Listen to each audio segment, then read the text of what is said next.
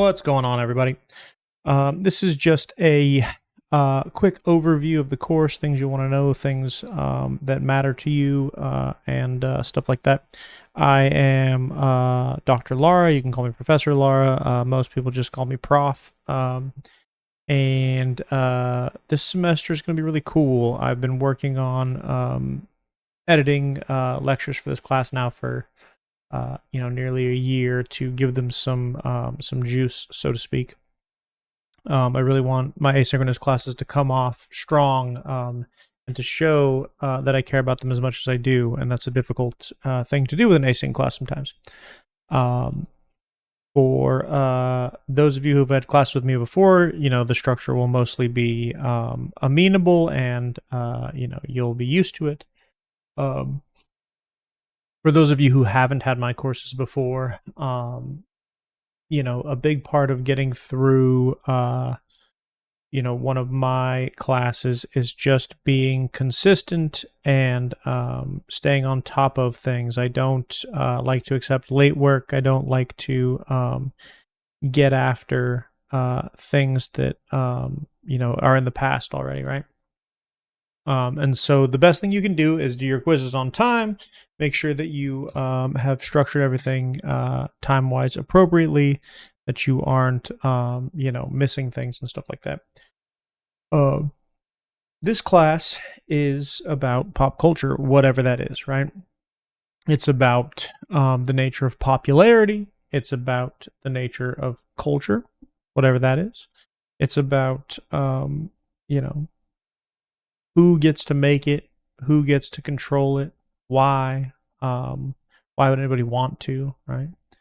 And there's a lot of good, interesting things, and a lot of stuff that you have thought of and stuff you haven't thought of, and I love teaching this course. This is my my oldest course in sociology now, 5 years or something. So I've been teaching for a long time. And I hope that you enjoy it. I really do. I go to great lengths to try and offer a very cool. I'm like, what is this thing on the ground here? Oh, never mind. It's just the back of a old monitor. I go to great lengths to try and make this course something really interesting and special, and it I hope that it comes off that way for you guys. Okay, let's just go ahead and have a look at things as I have them here. The big idea here, right, is that when you first show up, you will always just see your modules as the first thing. And of course, you'll have to click this first to go here, and you'll have to click this first to go here. If I view it as a student, it will show your requisites here that you can't go here until, right? And so you go here, and it gives you the Discord, gives you the Zoom link to save somewhere for ease, and a way to email me if you need it, right? And then you, I'm down here. Ooh, got sleepy. Maybe I should move this a little so you can see just a little bit better over here. The next down here in the right will take you to the next page, right? And luckily this doesn't have any clickies, right? But everything will be here, all of your readings, all of your graded surveys, every due date. You want to look here first for everything, right? And then you'll go on over to the week 1 stuff. But do make sure that you read the syllabus. But remember that syllabuses change, right? This is not the kind of thing that we're locked into forever. And so don't rely on the syllabus for dates. All the dates will be correct in the modules, and everything will be, legit as far as that stuff goes. So do stay focused on the modules and announcements especially. We shouldn't really have anything that comes up. I think that all the dates are fine. I think that all the papers are going to be excellent. I think that everything is going to be just right. So we can just kind of move forward, from that, right? Let's have a look at the syllabus together, though, and just kind of see what you think. I'm going to leave student view because I don't like that pink at the bottom, and I'm going to move myself back down here where I originally wanted to be. And we will go from there. The This just means that it's online and doesn't have a classroom. Because it's online, doesn't have a classroom, right? Also, if my taskbar gives you guys anxiety, sorry about that. Somebody told me that last semester. I thought it was funny. My office is shared with Dr. Carol Campbell. She's awesome. She's on sabbatical right now, so you'll just you don't see anybody in there. It's because there's nobody in there. I'm pretty good about always just being at office hours in my office. If you like are having one of those days where you need and must meet with me, sometimes it's just worth DMing me on Discord or shooting me an email and seeing if I'm going to be there. Because if I'm not for whatever reason, my son needs me to pick him up at school. Things happen on Wednesdays, right? I will always be able to at least just get on Zoom on my phone and we can yap about whatever, right? The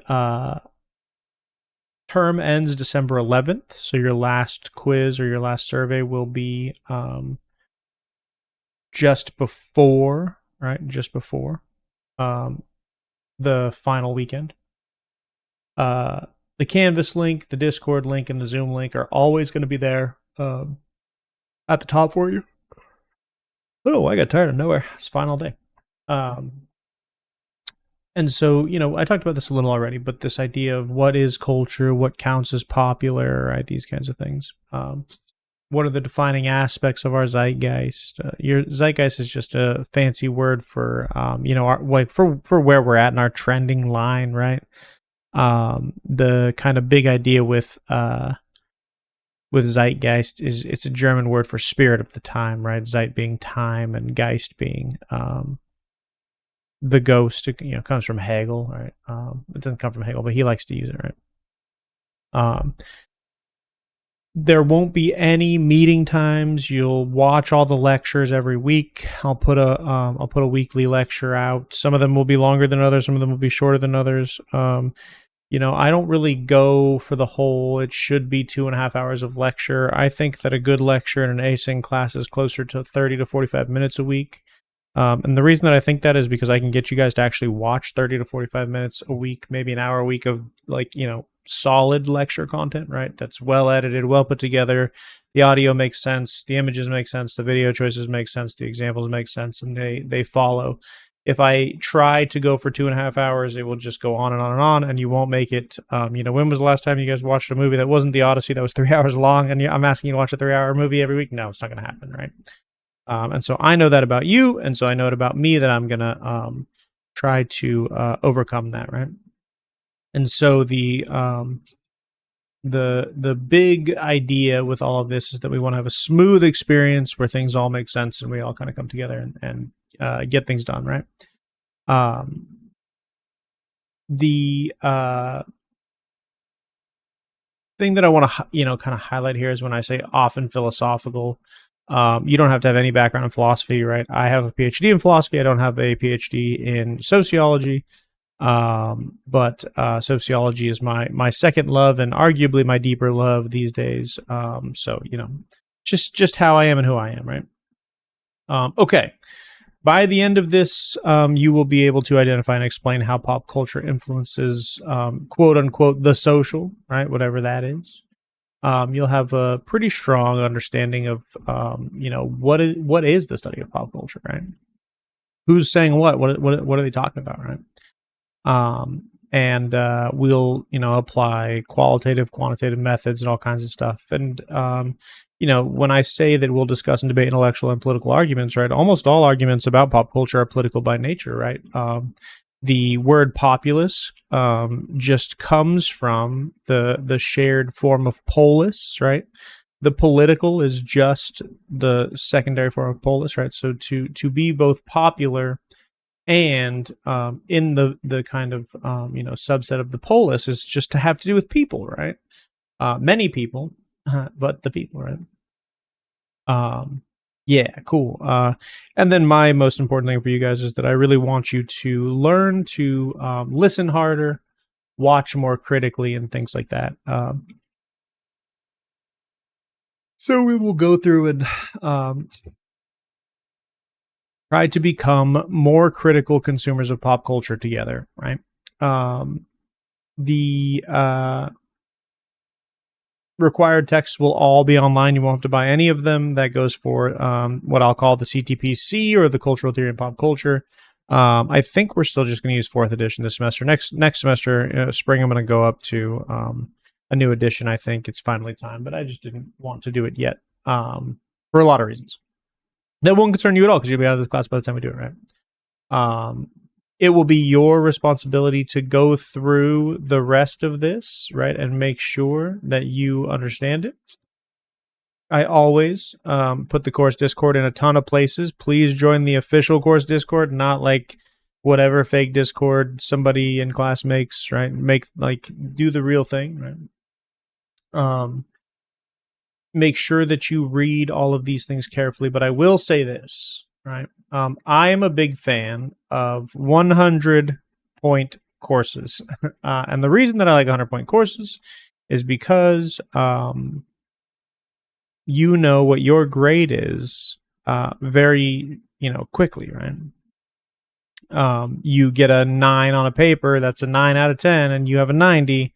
And then, right, the next is out of 15. And so now out of 25, reaching towards 1/4 of the grade, you know approximately where you're at without doing very much math, right?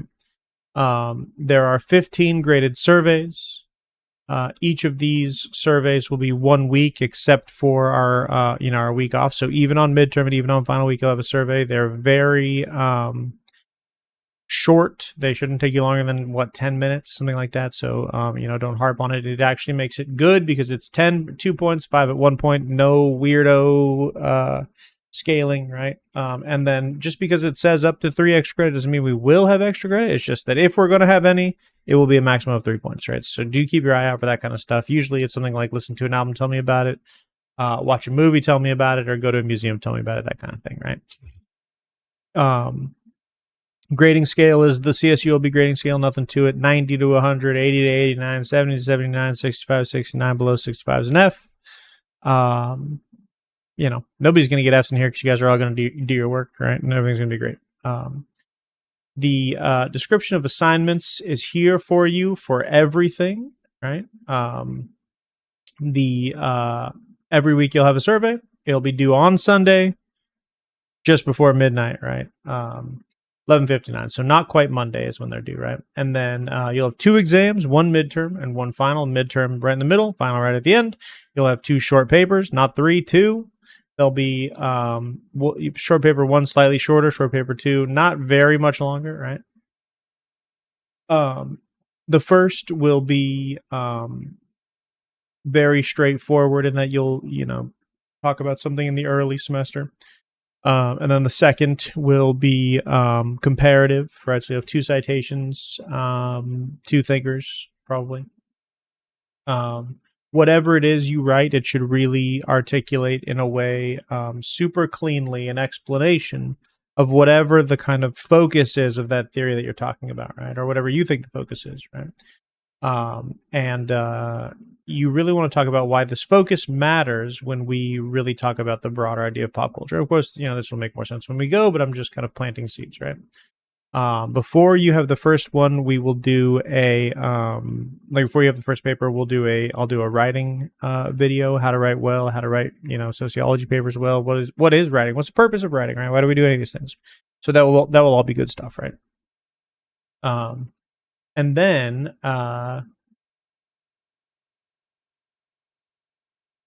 you need to read all these for sure. I don't accept late work if it's not part of the thing. There's no kind of attendance, right? Your attendance is really just you're doing things consistently. I don't have an attendance grade anymore. I used to do that. The excused absences are always considered in the kind of cases that the college puts forward, so do follow those examples. And the thing about this is, I'm not really a hard ass, not really about anything. I not really in life in general, but if you are somebody who consistently turns things in late and asks for, well, can you grade this later? what you don't realize is you're harming yourself, you're harming your classmates, and you're harming your professors, right? Because what's happening is you are asking me to grade something out of context, right? So if I have 225 students this semester, right? And midterms all end at one time, and you wait 2 weeks later to do a midterm, and now we're all thinking about something else. I'm grading you in the context of a thing that has passed, right? And so you're not really getting a fair shake. And likewise, everyone who turned it in on time is now not getting a fair shake. And then I'm not getting a fair shake because now I'm doing work that is in the past in a way that I can't actually give you my best effort because I don't have that context rolling, right? And so the best thing you can do for yourself to do as well as possible is to get things in on time, every time. Right? Don't plagiarize, right? Don't plagiarize. If you use AI, which is cool and interesting and can be fun and do lots of interesting things, you have to document all of it. If I quote unquote catch you, and I ask you, did you do this? And you say yes. And I say, okay, send me the conversation that you used for this. And you don't have it. It's just going to have to be an F in plagiarism, right? If I, quote unquote, catch you and I say, did you do this? And you say yes. And I say, cool, send it to me. And you send it to me and it's totally reasonable. Like you're talking to a research assistant, right?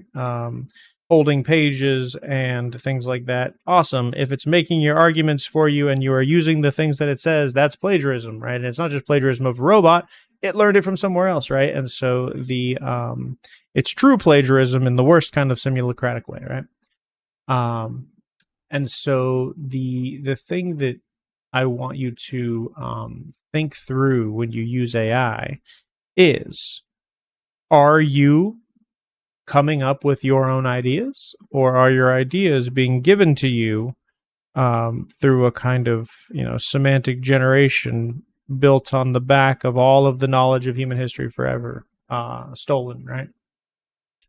And so you being here and picking humanities means that you've made the decision that a degree is about what it does to you, not for you, right? None of you are going to become millionaires in virtue of having a sociology degree. It's just not what you are doing, right? And if you do, it will be because you do something extraordinary that may or may not be tied to that, right? But a sociology bachelor's degree is not $1 million generator, right? But it is a good life generator. It is a well thought out life generator. It is a see the world in a way that matters generator. And I want you to have that experience. And so to have that experience, you have to, do the work truly, right? Remember, there's pop culture changes every day, right? Every day. And because it changes every day, the potential for this class to just pivot and do only one thing for a whole semester. I've done that before. It's awesome. Something crazy happens in the world and we just focus on that for the next 10 weeks, right? That happens. Right? Why not? If something that is real and makes sense in the context of everything that you're doing is there for you, why not do it, right? So do look at this, right? Do look at this. Everything is here, right? Everything is here in the course summary.